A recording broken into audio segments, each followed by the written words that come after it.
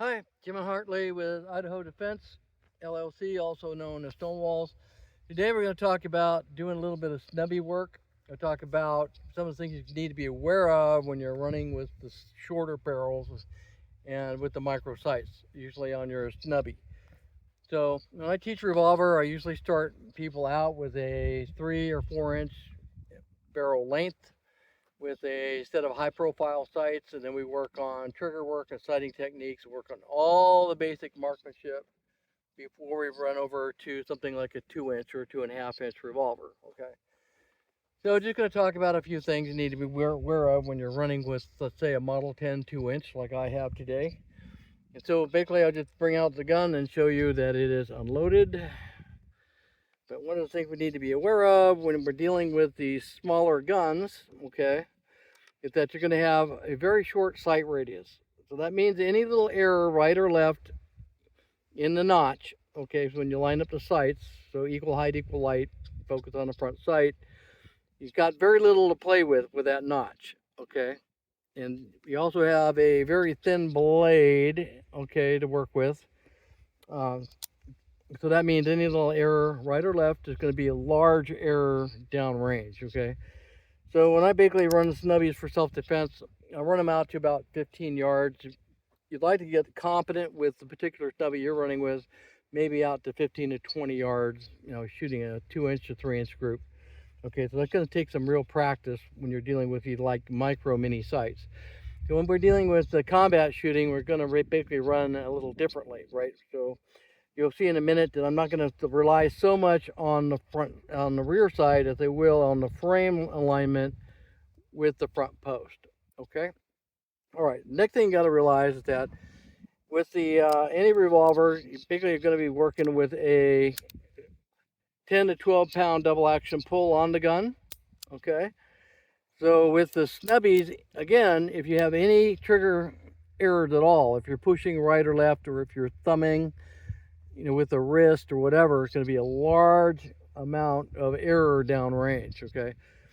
So you really want to perfect your marksmanship, your trigger control, and so forth on maybe larger frame guns. So I would basically start with a Model 10 with maybe a 3 or 4 inch barrel and work with the basic marksmanship on that before I start working with the shorter gun. Okay? All right, just something to be aware of. The other thing to be aware of is there's very little stroke, okay, to release the empties. Okay, so instead of having a longer rod that I might have on a 3 or 4 inch, I've got a very short 1/2 inch, 3/4 inch rod to work with here. Okay, so for self-defense, that might mean that you get some rounds stuck in the cylinders as you're trying to do your reloads, which is going to be required. You actually have to reach in and pull out, those rounds that are stuck in the cylinder. Okay, so that means that primarily we'll be using my 2 inch, not as my primary necessarily self-defense gun, but most likely as my backup. Okay, I would basically run a standard revolver, Model 10 3 inch bull barrel. Okay, and then if I had to have an issue or with that gun, then I could go to my 2 inch billy gun and finish the fight, but that's going to possibly be an issue. Okay, all right, so I'm going to load a few rounds and do some shots here.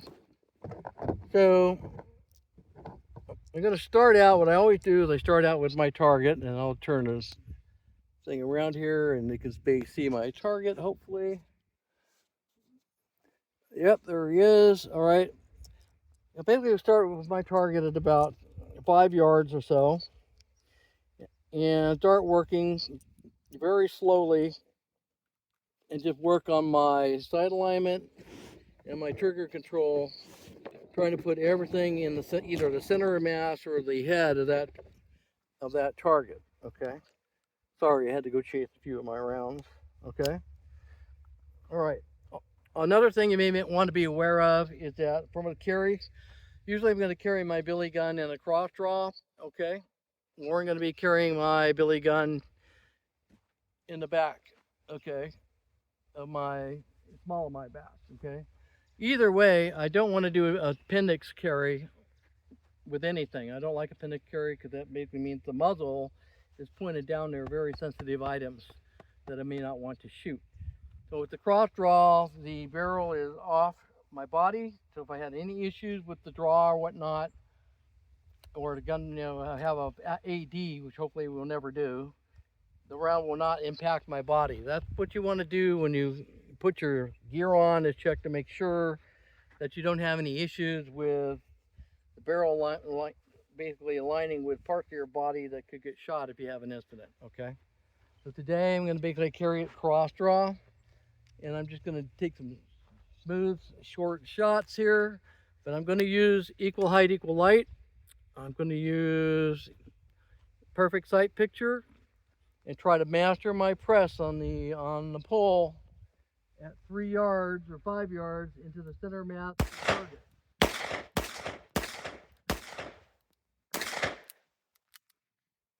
Okay, now we do the reload. Thankfully they all came out.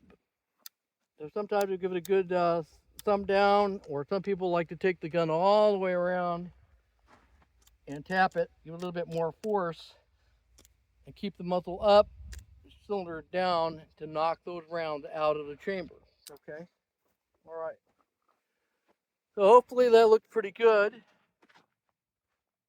So yep, they're all center punched. So once you might master that, we go basically to the next step. Either start speeding it up a little bit on the cadence, okay, or go to a different sight picture at closer range and work that. So one thing I'm going to do here is show you how I do, combat at close range. I'm not going to be using equal height, equal sight, trying to line up that little micro rear end with my front post. What I am going to do is I'm going to basically go right down the frame, and I'm going to keep that front post up. Okay, not way up where I see the whole gun, but just enough so I see the front blade sitting right on top of the frame, and that's enough for me to get a good purchase, good sight picture, and a close range for more rapid shooting. Okay, I'm still going to use the frame as a guide, kind of right or left, but it's more of a guide. Okay, so let's reload. Okay, so this I use at about 3 to 5 yards. All I'm going to do is look right over the top of the gun, right on the front blade. Okay.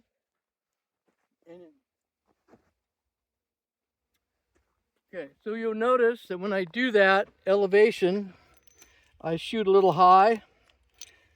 Of course, that stands to reason, right? I'm not lining the sights up. I'm basically elevating slightly, so I see the front post right on top of the frame. Okay. But as long as I got a smooth press, I get all my hits are where they're supposed to be, okay? Just slightly high and center punched, okay? All right, so those are 2 sight picture techniques I like to use with a snubby, all right? Start slow, then build your speed over time. But for combat shooting, you may need to use the perfect sight picture past 7 yards, even with your snubby. But when we're close in, we can use the front post right over the top of the frame. Just slightly elevate so I see the base on the frame. Use the whole frame as kind of a guide, left or right. Okay, and get to keep that nice smooth press all the way through.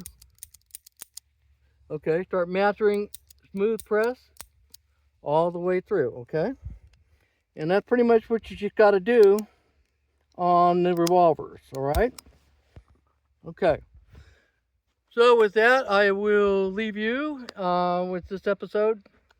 Again, James Hartley, Idaho Defense, and also known as Stonewalls. And if you want further instruction, you can reach us at 928-444-6414, 928-444-6414. And we'd be glad to help you master your revolver and master your snubby. Thank you very much, and catch you on the next.